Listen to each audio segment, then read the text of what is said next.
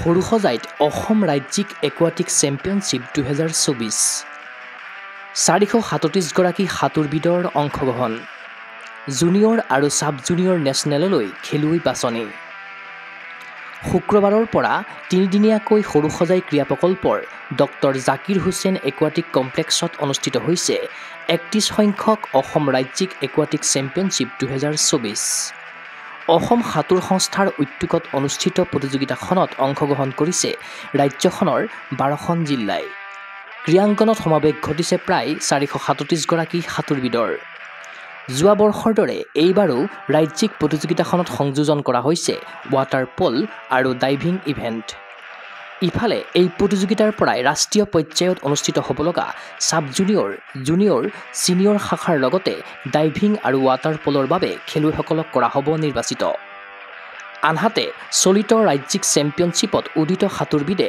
উন্নত টাইমিঙেৰে সকলোৰে দৃষ্টি আকৰ্ষণ কৰিবলৈ সক্ষম হৈছে নৱপ্ৰজন্মৰ খেলুৱৈসকলক লৈ আশাবাদী সৰ্বভাৰতীয় সাঁতোৰ ফেডাৰেশ্যনৰ উপসভাপতি তথা অসম সাঁতোৰ সংস্থাৰ সম্পাদক ভাস্কৰ ৰঞ্জন দাস আজিৰ পৰা 31st Assam state aquatic championship ইয়াত আৰম্ভ হৈছে অসমৰ বিভিন্ন জিলাৰ সাঁতোৰবিদসকল ইয়াত অংশগ্ৰহণ কৰিছে আমি যথেষ্ট সঁহাৰি পাইছোঁ আৰু আমি সংগঠক হিচাপে উৎসাহিত হৈছোঁ যে অভিভাৱকসকলৰ ইমান ছাপোৰ্ট ভাল লাগিছে আৰু এই খেলত আজিৰ প্ৰাৰম্ভিক অৱস্থাতে আমি কিছু ইয়ং আপকামিং ছুইমাৰৰ আমি ভৱিষ্যত দেখিছোঁ টাইমিংবোৰ যথেষ্ট ভাল হৈছে অসমৰ সাঁতোৰ চাগে ভৱিষ্যত ভালেই হ'ব ভাবিছোঁ আৰু আমি সকলোখিনি ব্যৱস্থা কৰিছোঁ সৰুসজাইত অহা দুদিন আজিৰ পৰা 21 তাৰিখলৈ আমাৰ এই খেলবোৰ চলিব ৱাটাৰ পলো ৰাখিছোঁ ৱাটাৰ পলৰ খেল অনুষ্ঠিত হ'ব ডাইভিঙো আছে ডাইভিঙো আমি অনুষ্ঠিত কৰিম পৰহিলে আৰু ইয়াৰ পৰা আমি নিৰ্বাচিত কৰি অসম দলটো গঠন কৰিম আৰু আগন্তুক ৰাষ্ট্ৰীয় খেললৈ আমি প্ৰেৰণ কৰিম অসম দল অলপ এইটো ৰাষ্ট্ৰীয় খেল আমাৰ উৰিষ্যা আৰু মেংগালোৰত আছে national championship Odisha sub junior junior মেংগালোৰত ছিনিয়ৰ আৰু ডাইভিং আৰু ৱাটাৰ পলো আছে তিৰুৱনন্তপুৰমত গতিকে অহা এই বছৰটো অহা দিনবিলাকত আমি যথেষ্ট ব্যস্ত হৈ থাকিব আমাৰ খেলুৱৈসকল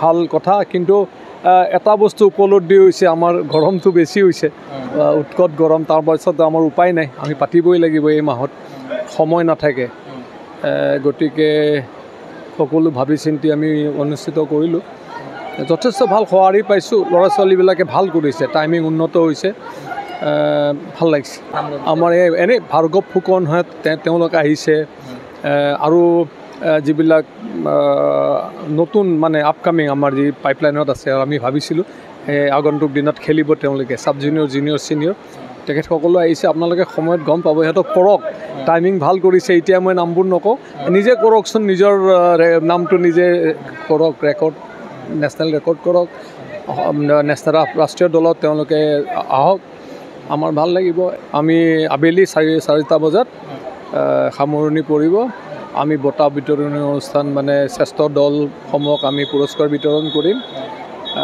গতিকে আপোনালোকে আশীৰ্বাদ কৰিব যাতে এই দিন দুটা ভালকৈ আমি পাৰ কৰাব পাৰোঁ শুক্ৰবাৰে অনুষ্ঠিত প্ৰতিযোগিতাখনৰ উদ্বোধনী অনুষ্ঠানত উপস্থিত থাকিল অসম সাঁতোৰ সংস্থাৰ সম্পাদক ভাস্কৰ ৰঞ্জন দাসৰ উপৰি জ্যেষ্ঠ উপসভাপতি দেৱ হাজৰিকা উপসভাপতি যদুনাথ গগৈ যুটীয়া সম্পাদক চন্দনজ্যোতি ফুকন প্ৰচাৰ সম্পাদক মুকুটেশ্বৰ গোস্বামী কাৰ্যকৰী সদস্য ৰাজীৱ শৰ্মা আৰু প্ৰতি জিলাৰ সভাপতি তথা সম্পাদকসকল 31তম অসম ৰাজ্যিক জলকীয়া প্ৰতিযোগিতা 2024লৈ আমি সকলোকে আদৰণি জনাইছোঁ মই অসম সাঁতোৰ সন্থাৰ যুটীয়া সম্পাদক চন্দনজ্যোতি ফুকন আমাৰ এইবাৰ 12খন জিলাই ইয়াত প্ৰতিনিধিত্ব কৰিছে 437 জন খেলুৱৈ ইয়াত উপস্থিত হৈছেহি আৰু যোৱা বৰ্ষৰ পৰা আমাৰ অসম ৰাজ্যিক সাঁতোৰ প্ৰতিযোগিতাত ৱাটাৰ পলো আৰু ডাইভিঙৰ খেল সংযোগ কৰা হৈছিল এইবাৰো আমাৰ ডাইভিং আৰু ৱাটাৰ পলো আমাৰ ইয়াত 21 তাৰিখে অনুষ্ঠিত হ'ব লাষ্ট শেষৰ দিনা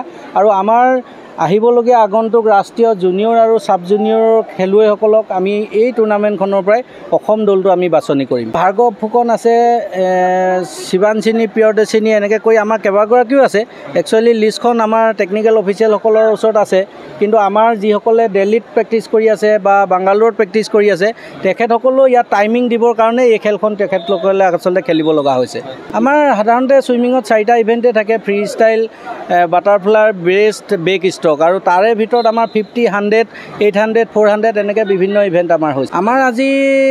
আমাৰ টোটেল 144টা ইভেণ্ট হ'ব, দুদিনত আমাৰ শেষ হ'ব। 3 নম্বৰ দিনাখন আমি কৈছোঁ ৱাটাৰ প'ল' ডাইভিঙৰ হ'ব, আৰু প্ৰথম দিনা আমাৰ ইতিমধ্যে এতিয়া আমাৰ 50 মিটাৰ খেল হৈ আছে। গ্ৰুপ 4, গ্ৰুপ 3, গ্ৰুপ 1 এনেকৈ বিভিন্ন ধৰণৰ গ্ৰুপত আমাৰ খেলবিলাক হৈ আছে। আমাৰ নেশ্যনেলৰ কাৰণে আচলতে ইয়াত ছিলেকশ্যন হ'ব। নেশ্যনেল অহা মাহত আমাৰ অনুষ্ঠিত হ'ব, ছাব জুনিয়ৰ আৰু জুনিয়ৰ। বিভিন্ন ইভেণ্টত পদক জিনি খেলুৱৈসকলৰ মুখত বিৰিঙিল আনন্দৰ হাঁহি। পডিয়ামত থিয় হৈ অসম সাঁতোৰ সংস্থাৰ বিষয়ববীয়াৰ পৰা খেলুৱৈসকলে গ্ৰহণ কৰিলে পদক। গগৈ স্পৰ্টছ এনিৰ সন্মুখত কেইবাগৰাকীও উদিত সাঁতোৰবিদে প্ৰকাশ কৰিলে মনৰ ভাৱ। মোৰ নামটো অনংসা শৰ্মা, মই শিৱসাগৰ ডিষ্ট্ৰিক্টৰ পৰা আহিছোঁ। 400 ফ্ৰী ষ্টাইলত পাৰ্টিচিপেট কৰিছিলোঁ আৰু মই 2nd পজিশ্যন পাইছোঁ। ভাল লাগিছে। আগতেও পাৰ্টিচিপেট কৰিছোঁ, গুৱাহাটীলৈ আহিছোঁ। কোচিং অৰিন্দম গগৈ ছাৰে কৰে।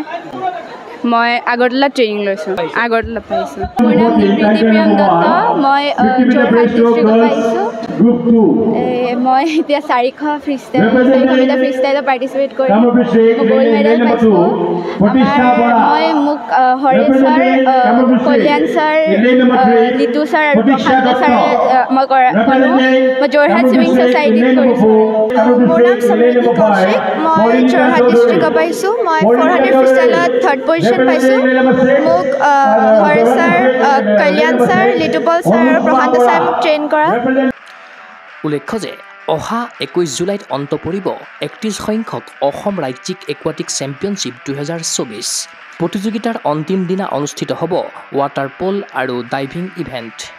ক্ৰীড়া অনুৰাগীৰ আশা সাফল্যমণ্ডিত হওক 31 সংখ্যক অসম ৰাজ্যিক একুৱাটিক চেম্পিয়নশ্বিপ 2024। অসম সাঁতোৰ সংস্থাৰ বলিষ্ঠ নেতৃত্বত ক্ৰীড়াংগনত দুপদুপে আগবাঢ়ি যাওক অসমৰ উদিত সন্তৰণবিদ। চিন্ময় বৰাৰ প্ৰতিবেদন, গগৈ স্পৰ্টছ এনি।